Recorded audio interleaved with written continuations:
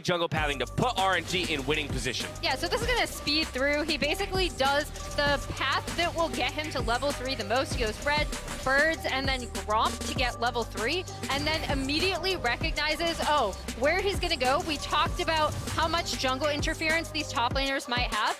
This is so important for setting Breathe ahead. The fact that he does not get spotted by Owner, who's actually going for an invade here, and then basically sets this lane up so that and so much pressure on Wei, and they were able to get a tremendous amount done in the early stages. Wei was playing an incredible game. And I just think that that top lane point is so important because at the beginning of the day, we showed the jungle proximity for both of these top laners. They very rarely get visited. So when that visitation happens, for it to be as impactful as it was here is huge. It also showcases that RNG actually being able to punish Zaze is some that no other team that's far in the tournament really has been able to do at all.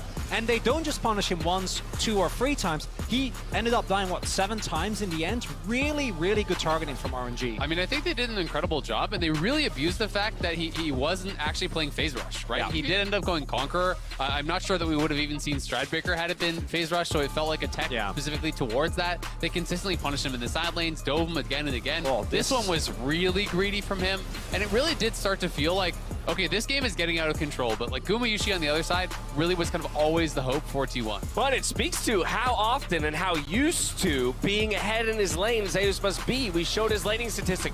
First in every single category for top laners coming into this best of 5. And going into the tournament, that was what T1 relied on. T1 did not fight wins if the top half of the map or Faker struggled. And that's why I was very nervous when I saw how well Wei and Breathe played on the top side of the map. Well, it's super massive late game comeback team fight to put them up 2-0 in a series. Gumayusi has died 4 times this Worlds, and all of them were in the Fnatic game. Wow. He has not died in any of their wins, and Gumayusi, obviously, coming into MSI specifically, was the best AD carry within the LCK, but he kind of lost that throughout the entirety of the year. Absolutely. I mean, Guma was fantastic this game, but to me, this team fight was Faker. This was Faker getting in the backline. He instantly deletes the JA off Gala, and then completely zoned Gala out. Gala did like 800 damage or something like that in that fight as a full build Kai'Sa. He was completely kept out of the fight, and the Akali made all the difference.